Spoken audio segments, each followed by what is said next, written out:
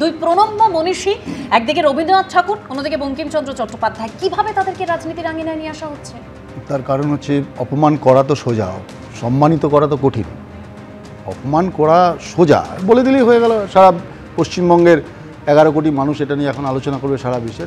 দেখুন, উত্তরপ্রদেশের সিলেবাস থেকে রবীন্দ্রনাথকে বাদ দিচ্ছে, ওখান থেকে আসাম থেকে বাদ দিচ্ছে, সেটা তো বিতর্ক হচ্ছে। কিন্তু আমি আপনাদের এতক্ষণ আলোচনায় শেষের দিকে বলার সুযোগ পেয়েছি, আপনাকে ধন্যবাদ জানাচ্ছি।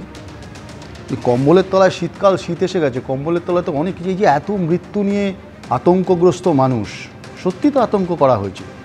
এই যে ডিটেনশন ক্যাম্পে পাঠিয়ে দেবো, ডিপোর্ট করে দেবো, বিরোধী দলনেতা তো দায়িত্ব নিয়ে একদম মানে তৃণমূল কংগ্রেসের হাতে তো অস্ত্র তুলে দিয়েছে যে এবার তোমরা রাজনীতিটা করো।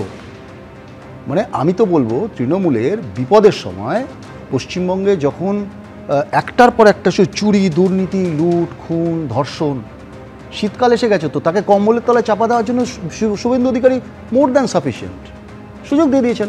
তৃণমূলের লক্ষ্মী পেঁচা উনি, তৃণমূলকে সুযোগ করে দিয়েছেন। তো তার কারণ না হলে মানুষগুলোকে আতঙ্কগ্রস্ত করার পেছনে শুভেন্দুবাবু যতটা দায়ী, মমতা বন্দ্যোপাধ্যায় সেই সুযোগ নিচ্ছেন। মমতা বন্দ্যোপাধ্যায় দায়ী, ও তো লাভ হচ্ছে তৃণমূলের। আচ্ছা, বলছে যে মারা গেছে তাদের বাড়িতে বাড়িতে টিম করে যাচ্ছে তৃণমূল। আমার তৃণমূলের মুখপাত্রের কাছে জিজ্ঞাসা, যে পশ্চিমবঙ্গে এতগুলো এই যে আরজি করের যে মেয়েটা মারা গেছিলো খুন, তার বাড়িতে কতবার বাড়ি টিম করে তোমরা গেছিলে?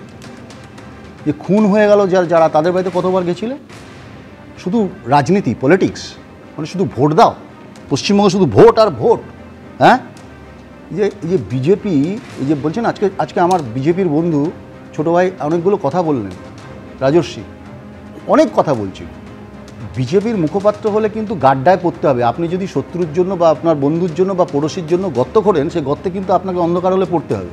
ও একটা ভোটার লিস্ট নিয়ে এসে দেখাচ্ছিল যে 2 জায়গায় নাম আছে। হ্যাঁ, নাম খারাপ জিনিস তো, আমি তো বলছি। তো ব্রাজিলিয়ান তরুণীর তো 22 জায়গায় নাম ছিল, ভোট দিয়েছে, সেই ভোটার লিস্টও তো বেরিয়েছে। তো ওটা বললে ভালো হতো। আসুন, বলে দিই, আমার সময় বলো না। সরকারে যখন থাকে না, এই যে গাড্ডা খুঁড়তে গেছে, তো গাড্ডার একবার রেজাল্ট পাচ্ছে, মতো বলছে লাভ হচ্ছে, তো পলিটিক্যালি লাভ হচ্ছে, তো এই যে লাভ করা। দেখুন, জবাব আমাকে দিতে হবে না। এই পশ্চিমবঙ্গে তৃণমূল আর বিজেপির এই হবনবিংয়ের সখ্যতার জবাব দিচ্ছে যে ভদ্রলোক, তার নাম হচ্ছে অভিজিৎ গাঙ্গুলি। জবাব দেবেন কে? তথাগত রায়। তা বলে দিয়েছেন সঠিক কথাটা। অনেক বড় নেতা বিজেপি, তারা পরিষ্কার কথা বলছেন। এখন আপনি বলুন তো, পশ্চিমবঙ্গে এই যে এনুমারেশন ফর্মগুলো বিলি করার ব্যাপারে বলছেন, আপনি জানেন যে বিএলএ আপনার বলেছে যে বিএলওকে সহায়তা করবে। বিএলএ, আমি তো একজন বিএলএ, সহায়তা করবে। আপনি জানেন এখানে তৃণমূলের বিএলএদের সহায়তা করছে বিএলও। পশ্চিমবঙ্গে তৃণমূলের বিএলএদের সহায়তা করছে যে বিএলওরা। মুখ্যমন্ত্রী যেখানে দাঁড়িয়ে পরিষ্কার বলছেন যে চাকরি তো আমার আন্ডারে করতে হবে। নির্বাচন কমিশনের নিজস্ব উইং আছে নাকি পশ্চিমবঙ্গে? আপনি থ্রেট কালচার বলছেন পশ্চিমবঙ্গে। আপনি বলছেন যে ভোটার লিস্ট থেকে বাদ দিয়ে দেবে। আছে বিহারে যেভাবে যে নির্বাচন কমিশনের হয়ে কেউ কথা বলছে, রাজস্বী, আমার খারাপ লাগছে যে they becomes a ploy of BJP. আপনি বলুন না, এসআইআর তো হয়েছে বিহারে, প্রশান্ত কিশোরের নামটা 2 জায়গায় থাকে কি করে? উত্তর দিন না আমাকে, আমি জিজ্ঞাসা করছি। আপনি কেন মনে হচ্ছে যে তৃণমূলের বিএলএ কে সাহায্য করছে বিএলও? বহু জায়গায় দেখুন, আপনার টিভি ক্যামেরা তাহলে ভুল দেখাচ্ছে। ক্যামেরা তো ভুল দেখায় না, মিথ্যে কথা দেখায় না। পার্টি অফিসে দাঁড়িয়ে ফর্ম ডিস্ট্রিবিউশন করছে, পার্টি অফিসে ফর্ম জমা করছে, পার্টি অফিসে। তাহলে এর থেকে বড় সহায়তা কি করতে পারে? মানে কারণ মুখ্যমন্ত্রী বলছেন আমি এসআর হতে দিব না, আমি এসআর মৃত্যুবরণ করবো। আপনি ভালো থাকুন, সুস্থ থাকুন, ভগবান করুন আপনি আরো দীর্ঘায়ু হন। পশ্চিমবঙ্গকে আপনি নেতৃত্ব দিচ্ছেন, আমি তা আপনার বিরোধী হতে পারি, কিন্তু আপনার দীর্ঘায়ু কামনা করছি। কিন্তু সবার আগে ফর্ম তো ডিস্ট্রিবিউট করছেন আপনার দলের লোকে, আপনারাই তো সহায়তা করছেন। এই দ্বিচারিতা কেন তাহলে বাংলায়? আপনি বলছেন বিজেপির বিরুদ্ধে লড়াই, আমরা জানি না কাকে কোথায় সুবিধা করে দেওয়া হচ্ছে। সব লক্ষ্মী পেঁচাদের রেখেছেন কোথায়, তাদের কি জন্য? যেখানে মৃত্যু হচ্ছে আমরা বলছি তদন্ত করুন, যারা মারা গেছে তাদের তদন্ত করুন। রাজনীতি পরে হবে, যারা মারা গেছে তাদের তদন্ত। হেল্প ডেস্ক করা সমস্ত রাজনৈতিক দলের ছেলেরা রাস্তায় আছে। কিন্তু পশ্চিমবঙ্গে আপনি একটা জিনিসকে, যে তৃণমূলের ইকোসিস্টেম বলছিলেন, আজকে বলছেন, শুভেন্দুবাবু বলেননি 1.5 কোটি মানুষের নাম বাদ যাবে? কেন বলেছিলেন 1.5 কোটি মানুষের? একটা তো অঙ্কের তত্ত্ব বলে, সিম্পল। যদি ভারতবর্ষের, যদি পশ্চিমবঙ্গের, যদি ধরুন, আমি ধরে নিলাম তর্কের খাতে, এখানে অবশ্যই এখানে মাইনরিটি জনসংখ্যা যদি 40% হয় 60%, তাহলে আমি ধরে নিলাম যে হিন্দু জনসংখ্যা আছে। তাহলে যদি বা 2002-এর নাগরিকত্ব থেকে ওই লিস্ট থেকে যদি বাদ যায়, তাহলে হিন্দু জনসংখ্যা বেশি বাদ যায়। অর্থাৎ সমতা যেটা বলতে চাইছেন যে পশ্চিমবঙ্গের রাজনীতিতে কোনো কিছুই বাদ যায় না। আমি আবারও রবীন্দ্রনাথ বাবুর কাছে জাস্ট একটা জিনিস জানতে চাইছি, আমার জাস্ট ক্লোজ করব। এই আলোচনা করে সুবিধা করে দেওয়া হয়েছে তৃণমূলকে। হারিয়ে গেছে রুটি রুজি রোজগার, পরিযায়ী শ্রমিক মানুষ, মাথা পিছু রোজগার। মানে সেটিং এর কথা বলছেন আবারও সমতা। মানে আমি রবীন্দ্রনাথ বাবুর কাছে যাব, তবে তার আগে একটু তন্ময় রিঅ্যাকশন নিতে হবে। দুটো বিষয়ে রিয়াকশন। এক হচ্ছে সৌমদা বললেন আরজি করেও প্রথমে মাননীয় মুখ্যমন্ত্রী মমতা বন্দ্যোপাধ্যায় তার বাড়ি গেছিলেন, এক নম্বর। আর দ্বিতীয়, আগের প্রশ্নটা যেটা মিস হয়ে গেল, এটা বলার ছিল, সিএ নিয়ে এত কথা হচ্ছে। 2020 সালে সিএ চালু হয়েছে, তার রুল বের করতে 5 বছর লেগে গেছে। কতজনকে সিএ দিতে পেরেছে? আর সিএর সঙ্গে নির্বাচনের সম্পর্কটাই কি? এই সম্পর্কটা গভীর। আপনারা গুলিয়ে দেওয়ার চেষ্টা করছেন, আপনারা জোর করে গুলিয়ে দেওয়ার চেষ্টা করছেন।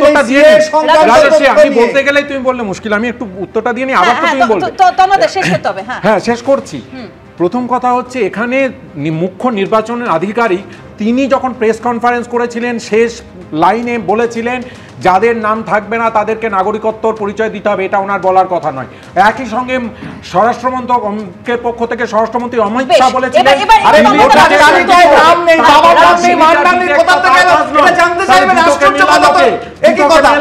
দুটোকে মিলিয়েছে বিজেপি।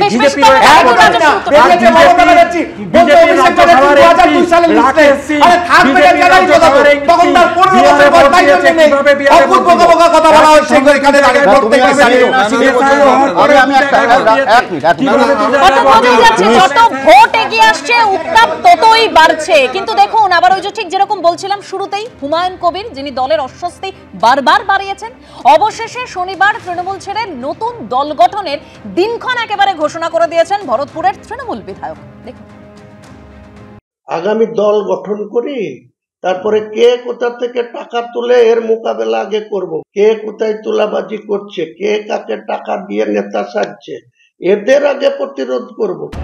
তৃণমূল ছেড়ে নতুন দল গঠনের ঘোষণার পাশাপাশি ফের বিস্ফোরক ভরতপুরের তৃণমূল বিধায়ক হুমায়ুন কবির। এবার হুঁশিয়ারি দিলেন, কে কোথায় তোলাবাজি করছে সব খোলসা করে দেবেন। যদিও দলের বিধায়কের বিস্ফোরক মন্তব্য নিয়ে এখনই কোনো প্রতিক্রিয়া দিতে চায়নি তৃণমূল, তবে দল তাকে নিয়ে চুপ থাকলেও থামেননি ভরতপুরের তৃণমূল বিধায়ক। দলের বিরুদ্ধে বিস্ফোরক মন্তব্য করে শোকজ হওয়া থেকে শুরু করে তৃণমূল নেতৃত্বকে হুঙ্কার। সম্প্রতি কয়েকদিন ধরেই দলেরই একাংশের বিরুদ্ধে বিদ্রোহ ঘোষণা করেছিলেন ভরতপুরের তৃণমূল বিধায়ক হুমায়ুন কবির। প্রশ্ন উঠছিল, এই অবস্থায় কি করবেন ভরতপুরের তৃণমূল বিধায়ক? তৃণমূল ছেড়ে অন্য কোনো দলে যোগ দেবেন, না তৈরি করবেন নতুন দল? এই আবহে বিধানসভা ভোটের কয়েক মাস আগে শনিবার নতুন দল তৈরির দিনক্ষণ ঘোষণা করে দিলেন হুমায়ুন কবির। আমি দলের চেয়ারম্যান, আমার সঙ্গে কে থাকবে 22শে ডিসেম্বর লাইন করে দাঁড় করিয়ে দেবো ডায়াসে। আমি চেয়ারম্যান, এটা আগাম ঘোষণা করে দিলাম আপনাকে। 22 তারিখে বহরমপুর টেক্সটাইল মোড়ে 50,000 লোক আপনাকে গুনে মাথা দেখাবো, দেখিয়ে আমার বডি ঘোষণা করবো। সম্প্রতি 26-এর বিধানসভা ভোটে বিজেপিকে 50-এ নামিয়ে আনার চ্যালেঞ্জ ছুড়েছিলেন অভিষেক বন্দ্যোপাধ্যায়। বিজেপিকে 50-এ নামাবো, ক্ষমতা থাকলে চ্যালেঞ্জ অ্যাকসেপ্ট করব। এদিন নাম না করে সেই প্রসঙ্গ তোলেন ভরতপুরের তৃণমূল বিধায়ক। তৃণমূলের বিরুদ্ধে ছুড়ে দেন চ্যালেঞ্জ। যাদের রিপোর্টের উপরে নির্ভর করে তারা অনেক গর্ব করে বিজেপিকে বলছে 50-এর নিচে নামিয়ে দেবো, নিজেরা 250 পাস করব, সেই সংখ্যা কোথায় নেমে আসবে? যাদের দল তারা বুঝবে। আর আমি যে দল করব, কার সঙ্গে নিয়ে করব, আমার দলের রেজাল্ট কি হবে, আমি সেটা মানুষ বলবে। আমি নিজে রেজিনগর থেকে ভোটে লড়ব। যদিও এই বিষয়ে কোনো মন্তব্য করতে চায়নি তৃণমূল, কিন্তু মুর্শিদাবাদ জেলা তৃণমূল নেতৃত্বের পাশাপাশি তার ক্ষোভ যে রাজ্য নেতৃত্বের উপরেও রয়েছে, তাই দিন পরিষ্কার করে দিয়েছেন ভরতপুরের তৃণমূল বিধায়ক। রাজ্য নেতৃত্বের প্রশ্রয়তে তো এরা এত বড় কথা বলছে, তা না হলে যে অভিষেক বন্দ্যোপাধ্যায়ের ঘরের ভিতরে মিটিং ডাকে, সেই মিটিং এর গল্প অভিষেক বন্দ্যোপাধ্যায় হুইপ দিয়ে বলছে যে ঘরের ভিতরে যা হয়েছে বাইরে যেন এই কথা না যায়।